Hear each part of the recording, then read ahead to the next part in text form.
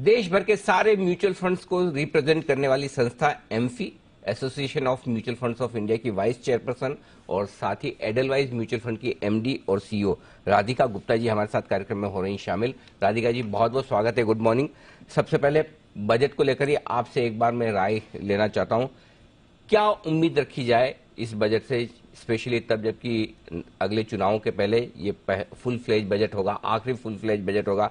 आप क्या उम्मीद कर रही है, सरकार क्या कुछ करेगी?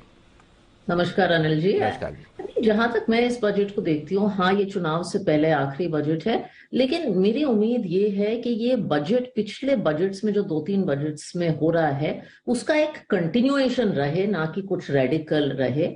और मेरी आई वुड से 4 एरियाज पे फोकस रहेगी। मैं जल्दी से कहूंगी, एक फिस्कल डेफिसिट का टारगेट कम होता जाए। इन्फ्लेशनरी एनवायरनमेंट में हम रहते हैं, तो फिस्कल डेफिसिट पे हम कितना ध्यान देते हैं।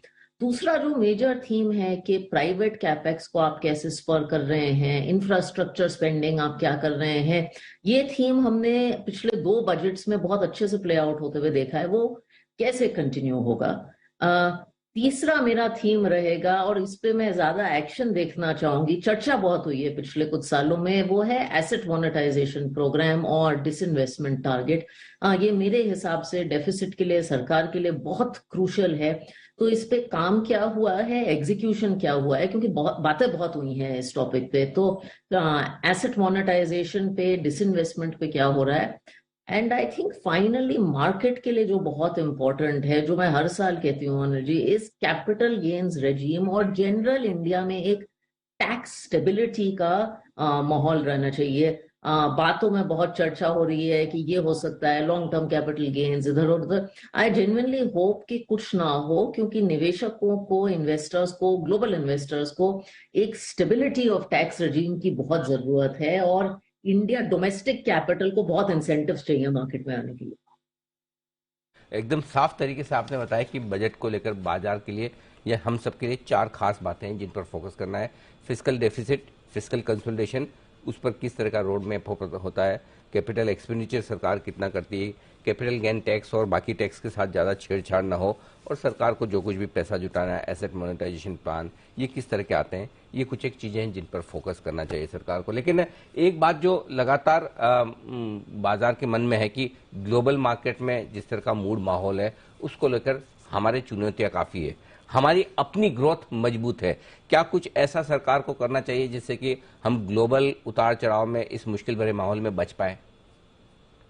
फिस्कल डेफिसिट में अगर आप कंट्रोल रखेंगे, तो ये जो हाई इंटरेस्ट रेट एनवायरनमेंट में हम हैं, इवेंचुअली स्कोप हो सकता है that rates can start coming down, वही ग्रोथ को स्पर कर सकता है। लेकिन जहां तक ग्लोबल माहौल की बात है, मैं जरूर कहूंगी ग्लोबल माहौल खराब है। जब हम प्रमोटर से बात करते हैं, खासकर यूरोप में, तो स्ट्रेस है। लेकिन डोमेस्टिक इकोनॉमी पे हम अभी भी काफी कंस्ट्रक्टिव हैं। कुछ जो रिफॉर्म्स बैक थीम है, जैसे पीएलआई है। अब पीएलआई एक चीज है जिसपे मैं बहुत जानकारी सुनना चाहूंगी कि आगे क्या कर सकते हैं। वो कुछ क्षेत्रों में काफी सक्सेसफुल रही है। तो पीएलआई है, डिफेंस स्पेंडिंग है, इंडिजनाइजेशन ऑफ डिफेंस है। ये जो कुछ थीम्स हैं जो ग्रोथ दे सकती हैं, बिकॉज आपकी services led growth, export led growth global stress के चक्कर में कम रहेगी। लेकिन डोमेस्टिक ग्रोथ ड्राइवर्स, खासकर जो रिफॉर्म से आ सकते हैं, उन पे मैं ज्यादा गौर करना चाहूंगी। कि आप राधिका जी एमफी की वाइस चेयरपर्सन भी हैं, एक राय मैं आपसे म्यूचुअल फंड इंडस्ट्री के आउटलुक पर भी लेना चाहता हूँ, और वो इसलिए कि अब तक अच्छा पैसा इन्फ्लोज आ रहा है म्यूचुअल फंड इंडस्ट्री में।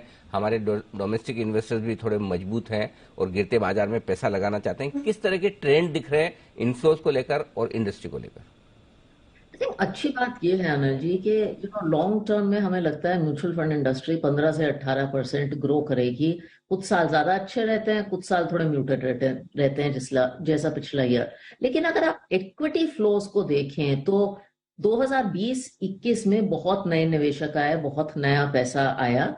लेकिन इस साल भी equity flows month on month ज्यादातर पॉजिटिव रहे हैं, साल के लिए पॉजिटिव रहे हैं। इसका मतलब लोग पैसे डाल रहे हैं। अब मैं आपको एक इंटरेस्टिंग स्टेटिस्टिक शेयर करती हूँ। जब मैंने म्यूचुअल फंड इंडस्ट्री ज्वाइन की थी, तो हमारी एसआईपी बुक कुछ 4,000 करोड़ महीने की थी। 5 साल हो गए हैं, वो 13,000 करोड़ महीने की है। मुझे लगता है अगले 5 साल में ये 30,000 करोड़ की होगी। और ये हमारे डोमेस्टिक कैपिटल मार्केट्स को बहुत स्टेबिलिटी देता है। इनफैक्ट पिछले साल शायद जितना पैसा एफआईआईज ने निकाला है हमारे बाजार से, उतना हमारी डोमेस्टिक म्यूचुअल फंड इंडस्ट्री ने कंट्रीब्यूट किया है। तो रिटेल निवेशक का जो एसआईपी पे भरोसा है वो अभी तक जारी है। और ये इसलिए है क्योंकि उसका एक्सपीरियंस, जब इंसान एसआईपी करता है तो उसका एक्सपीरियंस बहुत खराब नहीं होता, मार्केट के उतार चढ़ाव को वो एवरेज कर पाता है। तो I think that is going to continue, that is a very healthy sign. अगर ये बुक 25,000 30,000 की हो गई 5 साल में, तो इंडिया के लिए तो बहुत अच्छी बात है। ठीक बात है। तो एसआईपी का पैसा आता रहे, ये म्यूचुअल फंड इंडस्ट्री को भी ताकत देगा और साथ ही जो हमारे अपने इन्वेस्टर्स हैं, भारतीय इन्वेस्टर्स, उनके लिए भी लॉन्ग टर्म में वेल्थ बनाने का काम करेगा। तो मैं आपसे शॉर्ट टर्म नहीं, लॉन्ग टर्म के लिहाज से ही, साल भर के लिहाज से एक बार बाजार का आउटलुक भी लेना चाहता हूं कि किस तरह से देख रहे हैं आप भारतीय बाजारों को हमारे अपने और ग्लोबल कॉन्टेक्स्ट में। देखिए, मैं 3 हिस्सों में डिवाइड करूंगी। आई थिंक यूरोप में एक रिसेशनरी एनवायरनमेंट है जो थोड़े टाइम के लिए शायद बरकरार रहेगा। गैस प्राइसेस कम हो गए हैं तो may be that is a positive thing.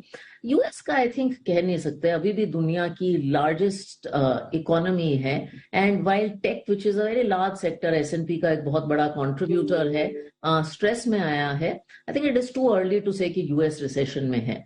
जहां तक इंडिया की बात है, हमें ये लगता है, हमारा थीम इस साल का इंडिया के कॉन्टेक्स्ट में ये है that there will be pain before returns. तो शायद 2 हिस्सों का साल होगा। पहले आधे साल में आपको ग्लोबल वॉलेटिलिटी का इम्पैक्ट रहेगा, हाई रेट्स का इम्पैक्ट रहेगा और शायद अर्निंग्स में थोड़ा सा स्ट्रेस दिखेगा। लेकिन ओवर और 2-3 ईयर पीरियड आपको डोमेस्टिक इकोनॉमी, खासकर जिन थीम्स की मैंने जिक्र किए, शायद उनका फायदा होगा। So there will be pain before returns. ये नहीं है कि ये बहुत इजी साल रहेगा। ये आपके लिए भारतीय बाजारों का आउटलुक। और बताएं राधिका जी, निवेश के लिए अगर लोग मौके ढूंढ रहे हैं बजट से पहले, बजट से बाद, किस तरह के थीम सेक्टर्स अच्छे रह सकते हैं? आई थिंक निवेश हमेशा, बजट आता है, हर साल आता है, एक इम्पोर्टेंट इवेंट है। लेकिन आई थिंक निवेश लंबे समय के लिए हमेशा करना चाहिए। जहां तक थीम्स की बात है, मेरे हिसाब से हमारे पोर्टफोलियोज में अगर आप देखें तो जो डोमेस्टिकली इंक्लाइंड थीम्स हैं, India has gone actually from an agrarian to a service economy and a lot of manufacturing एक तरह से मिस हुई है। तो themes that are beneficiaries of PLI, themes that are beneficiaries of credit growth, जैसे कि financials हैं, lenders हैं, डिफेंस हैं, ये जो डोमेस्टिक रिवाइवल के थीम्स हैं, आई थिंक ये कोर रहेंगे हमारे पोर्टफोलियो में। और अंडरवेट रहेगा थोड़ा आईटी, फार्मा, जो एक्सपोर्ट ओरिएंटेड थीम्स हैं, जिनका ग्लोबल ताल्लुकात ज्यादा है। इस निवेश के मौकों पर भी राधिका जी की राय। बहुत बहुत धन्यवाद राधिका जी, समय देने के लिए और हमारे दर्शकों को बजट बाजार के बारे में अपना आउटलुक बताने के लिए। Thank you so much. शुक्रिया। शुक्रिया जी। तो आइए बढ़ते आगे।